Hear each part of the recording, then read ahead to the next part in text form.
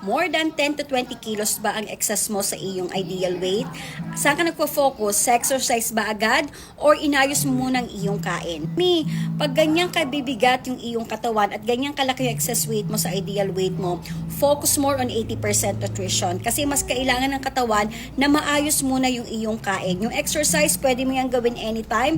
Pero kapag ikaw ay ganyang kabigat, imagine yung 10 to 20 kilos na bit-bit mo every single day, walang babaan, times 4 din ang bigat na binibigay niya sa iyong tuhod. So kung ikaw ay magja-jump, pagsusumba, mag-exercise, or magbubuhat-buhat ng ganyang kakabigat, mas mahihirapan ang katawan mo. So why not focus on eating habit?